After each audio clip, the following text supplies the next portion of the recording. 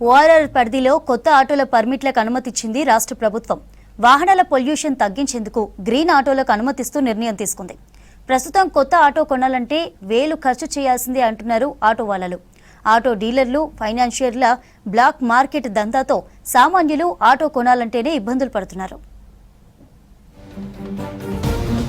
కొత్త ఆటోల కొనుగోళ్లకు పర్మిట్లు ఇస్తూ జీవో ఇచ్చింది రాష్ట్ర సర్కార్. గత ప్రభుత్వం 2012లో కేవలం గ్రేటర్ పరిధిలో 20,000 ఆటోలకు అనుమతులిచ్చింది. హైదరాబాద్ నగరం విస్తరిస్తుండటంతో ఔటర్ రింగ్ రోడ్ వరకు కొత్త ఆటోలకు పర్మిషన్లు ఇస్తూ నిర్ణయం తీసుకుంది సర్కార్. 13 ఏళ్ల తర్వాత మొత్తం ఓఆర్ఆర్ వరకు 65,000 కొత్త ఆటో పర్మిట్లు ఇచ్చారు. అందులో 20,000 ఎల్పీజీ, సిఎన్జీలు, ఈవీ ఆటోలు 20,000, రిట్రో ఫిట్మెన్కు మరో 25,000 అనుమతిస్తూ జీవో ఇచ్చారు. 21,000 ఈవీ ఆటోల కోసం అప్లికేషన్స్ వచ్చాయన్నారు అధికారులు. 21,000 ఆటోలకు అప్లికేషన్స్ రాగా 19,000 ఆటోలకు పర్మిషన్స్ అప్రూవల్ పూర్తయినట్లు చెప్పారు. హైదరాబాద్, రంగారెడ్డి, మేడ్చల్, ఇబ్రహీంపట్నం పరిధిలో కొత్త నెంబర్ ప్లేట్స్తో ఆటోలకు పర్మిషన్లు తీసుకుంటున్నారు. గతంలో 2012లో మన ప్రభుత్వం వారు అంతకుముందు 20,000 ఆటోల పర్మిట్లు జిహెచ్ఎంసీ లిమిట్స్లో ఇచ్చారు. అదే మనకు ఈ మధ్య మన ప్రభుత్వం వారు ఓఆర్ఆర్ లిమిట్స్ వరకు ఎక్స్టెండ్ చేస్తూ మొత్తం 65,000 ఆటో పర్మిట్లు ఇచ్చారు. వీటిలో 10,000 ఎల్పీజీ, 10,000 సిఎన్జీ, 20,000, తర్వాత 20,000 ఎలక్ట్రిక్ ఆటోలు, తర్వాత 25,000 రిట్రోఫిట్మెంట్కి మొత్తం 65,000 మనకు జీవో ఇచ్చారు. ఈ సందర్భంగా మనకి ఇప్పటివరకు మనకు డిపార్ట్మెంట్లో ఈ ఎల్పీజీ, సిఎన్జీ మొత్తం 10,000 అప్లికేషన్స్ ఇచ్చేశారు, సబ్మిట్ చేశారు. సో మొత్తానికి 21,000 పైన అప్లికేషన్స్ వచ్చాయి అండ్ ఆల్మోస్ట్ 19,000 పైనే అప్రూవ్ అయిపోయాయి. నిబంధనల ప్రకారం హైదరాబాద్లో కొత్త ఆటో కొనాలంటే ఓఆర్ఆర్ పరిధిలో నివాసం ఉన్నట్లు గుర్తింపు కార్డుతో పాటు ఆటో డ్రైవింగ్ లైసెన్స్, గతంలో తన పేరుతో ఆటో లేనట్లు ధృవీకరణ పత్రంతో ప్రొసీడింగ్స్తో అప్లై చేసుకోవాలి. చాలామంది గుర్తింపు కార్డు, లైసెన్స్ ఉన్నవారు ఆటో నడిపేందుకు ఆసక్తిగా లేరు. ఈ వివరాలను సేకరించి వారి పేరుతో ప్రొసీడింగ్స్ సిద్ధం చేస్తున్నట్లు తెలుస్తోంది. అసలైన ఆటో డ్రైవర్లు అవసరం ఉండి ఆటో కొనాలనుకునే వారికి వివిధ కారణాలతో ఆటో పర్మిషన్లు క్యాన్సిల్ చేస్తున్నట్లు ఆరోపిస్తున్నాయి ఆటో యూనియన్లు.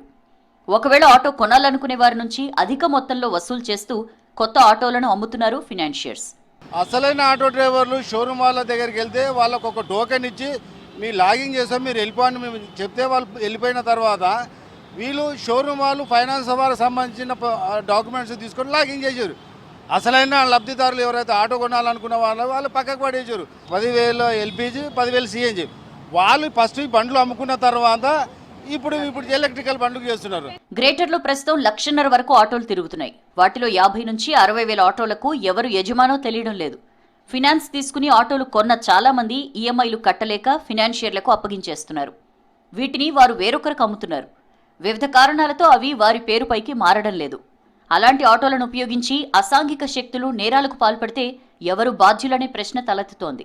ఈ పాత బండ్లకు ఈ ఓలా, ఊబర్, ర్యాపిడో బైకులు ఏవైతున్నాయో ఇల్లీగల్ నడుస్తున్నాయి. అవి ఇక్కడ నుంచి 100 రూపాయలకు పోతే వచ్చేటప్పుడు 10 రూపాయలు దొరుకుతలేవమ్మా.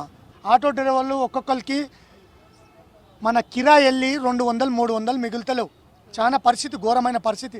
ప్రాబ్లం ఏమైతుందంటే అందరికీ ఆధార్ కార్డ్, డ్రైవింగ్ లైసెన్స్ ప్రతి ఒక్కటి కరెక్ట్గా లోకల్గా కరెక్ట్గా ఉండాలంటే ఉండవు. కనీసము అక్కడికి వెళ్తే ఒక డాట్ వల్ల తనని ఏమంటారు రిజెక్ట్ చేస్తున్నారు.